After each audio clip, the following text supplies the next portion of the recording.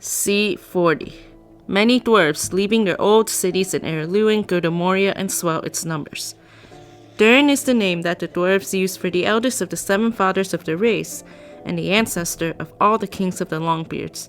He slept alone until in the deeps of time, in the awakening of that people he came to Azanubizar, and in the caves above Kalazaram in the east of the Misty Mountains he made his dwelling, where afterwards were the mines of Moria, renowned in song.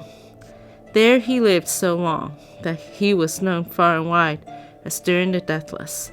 Yet in the end he died before the elder days had passed, and his tomb was in Khazad-dûm, but his line never failed, and 5 times an heir was born in his house so like to his forefather that he received the name of Durin. He was indeed held by the dwarves to be the Deathless that returned, for they have many strange tales and beliefs concerning themselves and their fate in the world. After the end of the First Age, the power and wealth of Khazad-dûm was much increased, for it was enriched by many people and much lore and craft, when the ancient cities of Nogrod and Belagos in the Blue Mountains were ruined at the breaking of Thangorodrim. In the Fellowship of the Ring, it is told how, at the Council of Elrond in the Third Age, Glóin the dwarf spoke of that time when, amid the splendor of their works of hand, the hearts of the dwarfs of the Lonely Mountain were troubled. He said, "It is now many years ago that a shadow of disquiet fell upon our people. Whence it came, we did not at first perceive. Words began to be whispered in secret. It was said that we were hemmed in a narrow place, and that greater wealth and splendor would be found in a wider world. Some spoke of Moria, the mighty works of our fathers that are called in our own tongue Khazad-dûm, and they declared that now at last we had the power and numbers to return." 442. Death of Elros Tar-Minyatur. Elros Tar-Minyatur ruled the Numenorians for 400 years and 10. For to the Numenorians long life had been granted, and they remained unwearied for thrice the span of mortal men in Middle-earth.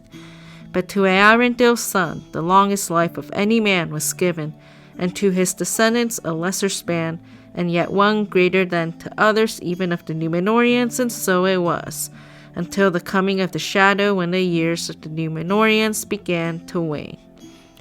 Elros had 4 children, 3 sons, Vardamir, Nolimon, Mamwendil, and Otanokar, and 1 daughter, his second-born, Tindomil. 442. Kings and Queens of Numenor II. Tar-Vardamir, born 61 of the Second Age, died 471 of the Second Age at age 410. Rule 442 of the Second Age. The eldest of Elros Tar-Minyatur's children, Tar-Vardamir, was called Nolimon, learned one, for his chief love was for ancient lore, which he gathered from elves and men. Upon the departure of Elros, being then 381 years of age, he did not ascend the throne, but gave the scepter to his son. He is none the less accounted the second of the kings, and is deemed to have reigned 1 year.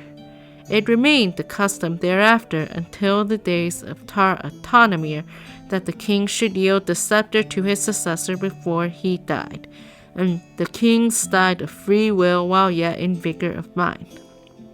Tar-Vardamir had 4 children, Amandil, Vardilme, daughter, Aulendil, and Nolondil. 442. Kings and Queens of Numenor III. Tar-Amandil, born 192 of the Second Age, died 603 of the Second Age at age 411. Rule 442 to 590 of the Second Age for 148 years.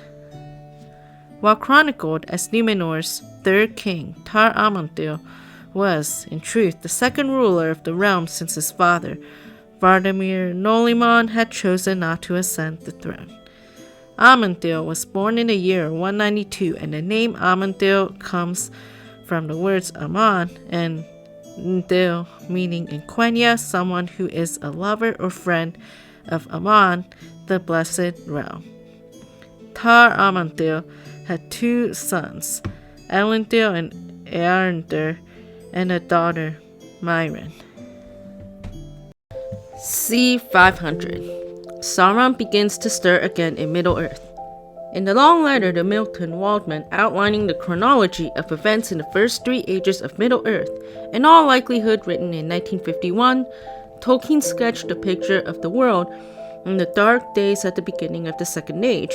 In the great battles against the first enemy, Morgoth, the lands were broken and ruined, and the west of Middle-earth became desolate. Also, the orcs, goblins, and other monsters bred by the first enemy are not wholly destroyed.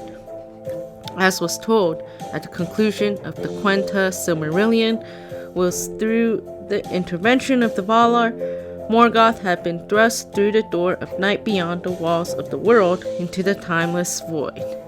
Yet the lies that Melkor, the mighty and accursed, Morgoth Boglir, the power of terror and of hate, sowed in the hearts of elves and men, are a seed that does not die and cannot be destroyed, and ever and anon it sprouts anew and will bear dark fruit even unto the latest days.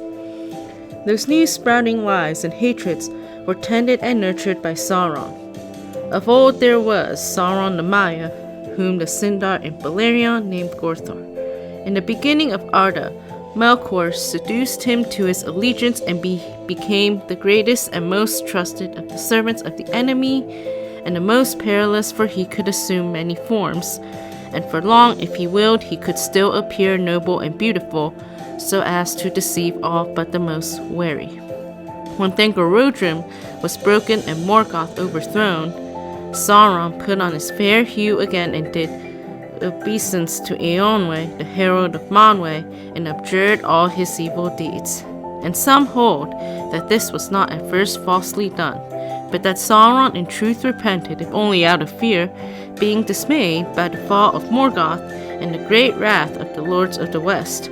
But it was not within the power of Eonwe to pardon those of his own order, and he commanded Sauron to return to Aman, and there receive the judgment of Manwe. Then Sauron was ashamed, and he was unwilling to return in humiliation and to receive from the Valar a sentence, it might be, of long servitude in proof of his good faith, for under Morgoth his power had been great. Therefore, when Eonwe departed, he hid himself in Middle-earth, and he fell back into evil, for the bonds that Morgoth had laid upon his were very strong. In his letter to Milton Waldman, Tolkien would write of Sauron. He lingers in Middle-earth, very slowly, beginning with fair motives, the reorganizing and rehabilitation of the ruin of Middle-earth, neglected by the gods. He becomes a reincarnation of evil and a thing, lusting for complete power, and so consumed ever more fiercely with hate, especially of gods and elves. Among Tolkien's later writings, published posthumously by Christopher Tolkien in his History of Middle-earth, Tolkien gave consideration to Sauron's motives that indicate a striking subtlety of reflection on the characteristics of his protagonist. Sauron was greater, effectively, in the Second Age than Morgoth at the end of the First. Why? Because, though he was far smaller by natural stature, he had not yet fallen so low. Eventually, he also squandered his power of being in the endeavor to gain control of others.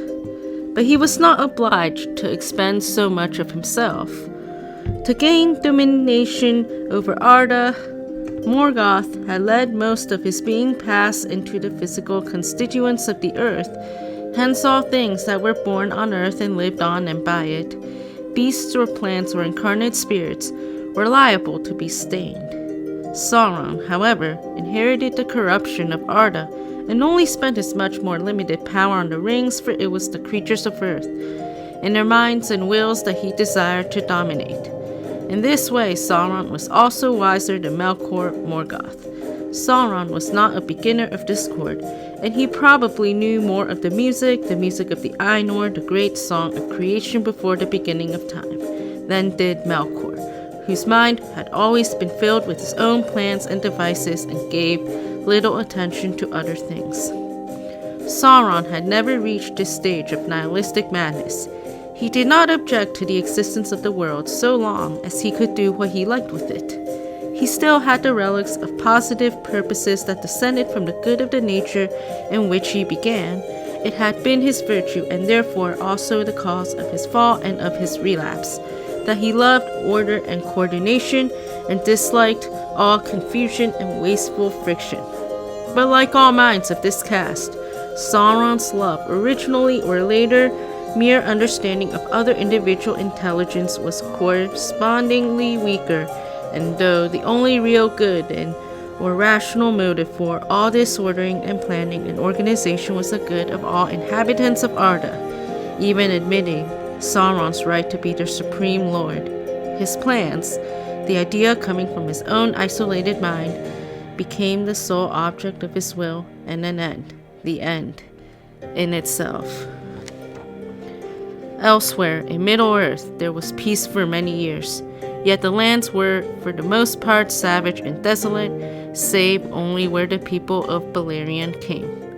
Many elves dwelt there indeed, as they had dwelt through the countless years, wandering free in the wide lands far from the sea, but they were Avari, to whom the deeds of Aldarion were but a rumor, and Valinor only a distant name. And in the south and in the further east men multiplied, and most of them turned to evil, for Sauron was at work. Seeing the desolation of the world, Sauron said in his heart that the Valar, having overthrown Morgoth, had again forgotten Middle-earth, and his pride grew apace. 521. Birth in Numenor of Silmariën. 590. Kings and Queens of Númenor IV. Tar-Minyatur. Born 350 of the Second Age, died 751 of the Second Age, at age 401. Rule 590 to 740 of the Second Age, or 150 years. The name Elendil in Quenya had the meaning of star lover, one who loves or studies the stars, from the words Elen, star, and Dil, friend, lover, or devotee, with the additional interpretation of Elfriend, a common appellation among those Edain who had close friendship with the Eldar, from Ered, starfolk, in referencing the elves. Elendil was also called Parmatier, for with his own hand he made many books and legends of the lore gathered by his grandfather Tar-Minyatur. He married late in his life, and his eldest child was a daughter, Silmariën, born in the year 521, whose son was Valinor. Of Valinor came the lords of Andúnië, of whom the last was Amundil, father of Elendil the Tall, who came to Middle-earth after the downfall. A second daughter, Isilme, was born in 532, and son, Noldor, in the year 543, who, because of the then law that a female of the line could not succeed, would become the sixth king of Numenor as Tar-Minyatur. In Tar-Elendil's reign, the ships of Numenorians first came back to Middle-earth. 600. The first ships of the Numenorians appear off the coasts. Above all arts, they nourished shipbuilding and seacraft, and they became mariners whose like shall never be again, since the world was diminished, and voyaging upon the wide seas was the chief feat and adventure of the hardy men in the gallant days of their youth. But the lords of Valinor forbade them to sail so far westward that the coasts of Numenor could no longer be seen, and for long the Dunedain were content, though they did not fully understand the purpose of this ban. But the design of Manwë was that the Numenorians should not be tempted to seek for the blessed realm, nor desire to overpass the limits set to their bliss, becoming enamored of the immortality of the Valar and the Eldar, and the lands where all things endure. For in those days, Valinor still remained in the world visible, and there Ilúvatar permitted the Valar to maintain upon earth an abiding place, a memorial of that which might have been if Morgoth had not cast his shadow on the world. This the Numenorians knew full well, and at times when all the air was clear and the sun was in the east, they would look out and descry far off in the west a city white shining on a distant shore, and a great harbor and a tower. For in those days the Numenorians were far-sighted, yet even so it was only the keenest eyes among them that could see this vision from the Menotarma, maybe, or from some tall ship that lay off their western coast as far as it was lawful for them to go. For they did not dare to break the ban of the lords of the west. But the wise among them knew that this distant land was not indeed the blessed realm of Valinor, but was Avalone, the haven of the Eldar upon Eressëa, easternmost of the Undying Lands. Thus it is that, because of the ban of the Valar, the voyages of the Dunedain in those days went ever eastward and not westward, from the darkness of the north to the heats of the south, and beyond the south to the nether darkness, and they came even into the inner seas, and sailed about Middle-earth and glimpsed from the high prows the gates of morning in the east. When 600 years had passed from the beginning of the Second Age, Vaentor, captain of king's ships under Tar-Elendil, first achieved the voyage to Middle-earth. He brought his ship, Entulisse, which signifies return, into Mithlond on the spring winds blowing from the west, and he returned in the autumn of the following year. Thereafter, seafaring became the chief enterprise for daring and hardihood among the men of Numenor. And the Dunedain came at times to the shores of the great lands, and they took pity on the forsaken world of Middle-earth, and the lords of Numenor set foot again upon the western shores in the dark years of men, and none yet dared to withstand them. For most of the men of that age that sat under the shadow were now grown weak and fearful. But for long the crews of the great Numenorean ships came unarmed among the men of Middle-earth, and though they had axes and bows aboard for the felling of timber and the hunting for food upon wild shores owned by no man, they did not bear these when they sought out the men of the lands. In a lengthy note in Unfinished Tales, Christopher Tolkien quotes from a late philological essay by his father, giving a description of the first meeting of the Numenorians with men of Eriador at that time. It was 600 years after the departure of the survivors of the Atani, the Quenya name for the Edain, or men, over the sea to Numenor, that a ship first came again out of the west to Middle-earth and passed up the Gulf of Luin. Its captain and mariners were welcomed by Gil-galad, and thus was begun the friendship and alliance of Numenor with the Eldar of Lindon. The news spread swiftly, and men in Eriador were filled with wonder. Although in the first age they had dwelt in the east, rumors of the terrible war beyond the western mountains, i.e. Ered Luin, had reached them, but their traditions preserved no clear account of it, and they believed that all the men who dwelt in the lands beyond had been destroyed or drowned in great tumults of fire and in rushing seas. But since it was still said among them that those men had in years beyond memory been kinsmen of their own, they sent messages to Gil-galad, asking leave to meet the shipmen who had returned from death in the deeps of the sea. Thus it came about that there was a meeting between them on the Tower Hills, and to that meeting with the Numenorians came 12 men only out of Eriador, men of high heart and courage, for most of the people feared that the newcomers were perilous spirits of the dead. But when they looked on the shipmen, fear left them, though for a while they stood silent in awe. For mighty, as they were themselves accounted among their kin, the shipmen resembled rather elvish lords than mortal men in bearing and apparel. Nonetheless, they felt no doubt of their ancient kinship, and likewise the shipmen looked with glad surprise upon the men of Middle-earth, for it had been believed in Numenor that the men left behind were descended from the evil men who in the last days of the war against Morgoth had been summoned by him out of the east. But now they looked upon faces free from the shadow, and men who could have walked in Numenor and not been thought aliens save in their clothes and their arms. Then suddenly, after the silence, both the Numenorians and the men of Eriador spoke words of welcome and greeting in their own tongues, as if addressing friends and kinsmen after a long party.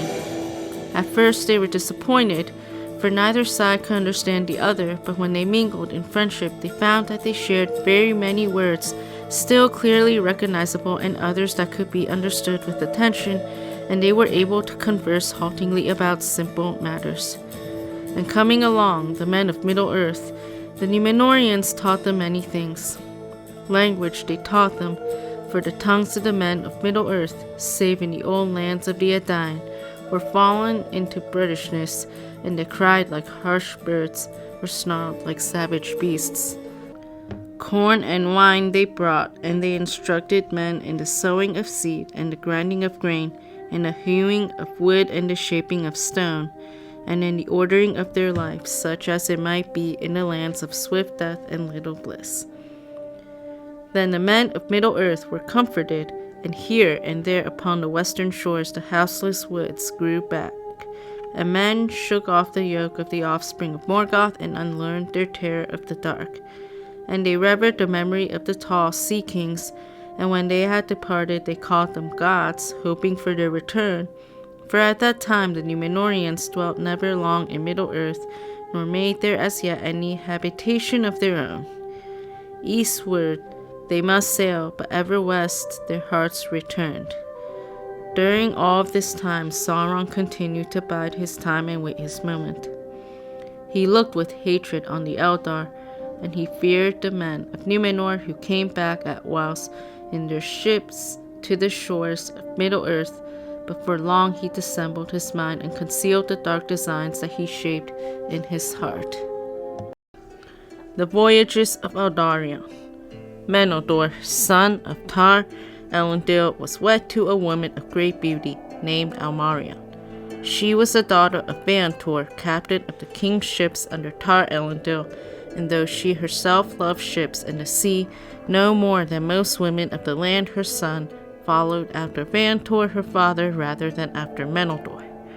The son of Númenor and Silmariën was Ered, lover of the sun, afterwards renowned among the kings of Numenor as Tar-Aldarion. He had two sisters, younger than he, Elinio and Almio, of whom the elder married Uldor, a descendant of the house of Hador, son of Hathaldir, who was close in friendship with Númenor, and the son of Uldor and Elinio was Sauron, who comes later into the tale. Aldarion, son of the trees, for so he is called in all tales, grew swiftly to a man of great stature, strong and vigorous in mind and body, golden-haired as his mother, ready to mirth and generous, but prouder than his father and ever more bent on his own will. From the first he loved the sea, and his mind was turned to the craft of shipbuilding. He had little liking for the north country, and spent all the time that his father would grant by the shores of the sea, especially near Romana, where was the chief haven of Numenor, the greatest shipyards, and the most skilled shipwrights. His father did little to hinder him for many years, being well pleased that Aldarion should have exercise for his hardihood and work for thought in hand. Aldarion was much loved by Eregion, his mother's father, and he dwelt often in Eregion's house on the southern side of the firth of Romana. That house had its own quay, to which many small boats were always moored, for Eregion would never journey by land if he could by water, and there as a child Aldarion learned to row and later to manage sail. Before he was full grown, he would captain a ship of many men, sailing from haven to haven. It happened on a time that Eregion said to his grandson, "On Nardalia, the spring is drawing nigh, and also the day of your full age." For in that April, Aldarion would be 25 years old. I have in mind a way to mark it fittingly. My own years are far greater, and I do not think that I shall often again have the heart to leave my fair house in the blessed shores of Numenor, but once more at least I would ride the great sea and face the north wind and the east. This year you shall come with me, and we will go to Mithlond and see the tall blue mountains of Middle-earth and the green land of the Eldar at their feet. Good welcome you will find from Círdan the shipwright and from King Gil-galad. Speak of this to your father." When Aldarion spoke of this venture, and asked leave to go as soon as the spring winds should be favorable. Noldor was loath to grant it. A chill came upon him, as though his heart guessed that more hung upon this than his mind could foresee. But when he looked upon the eager face of his son, he let no sign of this be seen. "Do as your heart calls, Anya, my son," he said. "I shall miss you sorely, but with Mantor as captain, under the grace of the Valar, I shall live in good hope of your return. But do not become enamored of the great lands, you who one day must be king and father of this isle." Thus it came to pass that on the morning of fair sun and white wind, in the bright spring of the 725th year of the Second Age, the son of the king's heir of Numenor sailed from the land, and their day was over. He saw it sink shimmering into the sea, and last of all the peak of the metal Tarma, as a dark finger against the sunset. It is said that Aldarion himself wrote records of all his journeys to Middle-earth, and they were long preserved in Romana, though all were afterwards lost. Of his first journey little is known, save that he made the friendship of Círdan and Gil-galad, and journeyed far in Lindon in the west of Eriador, and marveled at all that he saw. He did not return for more than 2 years, and Noldor was in great disquiet. It is said that his delay was due to the eagerness he had to learn all that he could of Círdan, both in the making and management of ships and in the building of walls to withstand the hunger of the sea. There was joy in Romana and Armanelos when men saw the great ship Númenór, which signifies west wings, coming up from the sea, her golden sails reddened in the sunset. The summer was nearly over, and the Eruhantale was nigh. It seemed to Menador, when he welcomed his son in the house of Vantor, that he had grown in stature, and his eyes were brighter, but they looked far away. "What did you see, Anya, in your far journeys that now lives most in memory?" But Aldarion, looking east toward the night, was silent. At last he answered, but softly as one that speaks to himself, "The fair people of the elves, the green shores, the mountains wreathed in cloud, the regions of mist and shadow beyond guess. I do not know." He ceased, and Menador knew that he had not spoken his full mind, for Aldarion had become enamored of the great sea, and of a ship riding there alone, without sight of land, borne by the winds with foam at its throat to coasts and havens unguessed, and that love and desire never left him until his life's end. Vantor did not again voyage from Numenor, but the Númenór he gave in gift to Aldarion.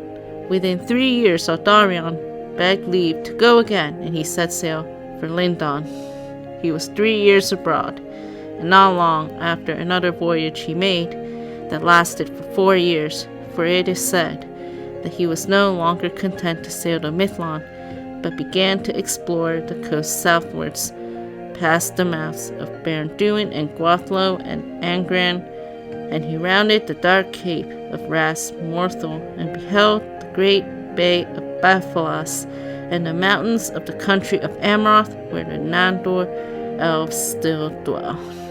In the 39th year of his age, Aldarion returned to Numenor, bringing gifts from Gil-galad to his father, for in the following year, as he had long proclaimed, Tar-Elendil relinquished the scepter to his son, and Tar-Minyatur became the king. Then Aldarion restrained his desire and remained at home for a while for the comfort of his father, and in those days he put to use the knowledge he had gained of Círdan concerning the making of ships, devising much anew of his own thought, and he began also to set men to the improvement of the havens and the quays, for he was ever eager to build greater vessels. The year following Aldarion's return, Tar-Elendil surrendered the scepter to his son and Aldarion's father, Noldor. 740. Kings and Queens of Numenor V. Tar-Minyatur, born 543 of the Second Age, died 942 of the Second Age at age 399. Ruled 740 to 883 of the Second Age, or 143 years. Numenor was Tar-Elendil's third child, for he had two sisters, named Silmariën and Isilme. The elder of these was wedded to Elotan of Andúnie, and their son was Valandil, lord of Andúnie, from whom came long after the lines of the kings of Gondor and Arnor in Middle-earth. His birth name was Eregion, and he took the name Meneldur from his love of Star-Lord, from the Quenya, Menel, the heavens, and Dor, servant. Meneldur was a man of gentle mood, without pride, whose exercise was rather in thought than in deeds of the body. He loved dearly the land of Numenor and all things in it, but he gave no heed to the sea that lay all about it, for his mind looked further than Middle-earth. He was enamored of the stars and the heavens. All that he could gather of the lore of the Eldar and Adain concerning Ea and the deeps that lay about the kingdom of Arda, he studied, and his chief delight was in the watching of the stars. He built a tower in the Forostar, the northernmost region of the island, where the airs were clearest, from which by night he would survey the heavens and observe all the movements of the light of the firmament. When Meneldur received the scepter, he removed, as he must, from the Forostar, and dwelt in the great house of the kings in Armanelos. He proved a good and wise king, though he never ceased to yearn for days in which he might enrich his knowledge of the heavens. 750. Eregion founded by the Noldor. Galadriel became aware that Sauron, again as in the ancient days of the captivity of Melkor Morgoth, had been left behind. Or rather, since Sauron had as yet no single name, and his operations had not been perceived to proceed from a single evil spirit, prime servant of Melkor, she perceived that there was an evil controlling purpose abroad in the world, and that it seemed to proceed from a source further to the east, beyond Eriador and the Misty Mountains.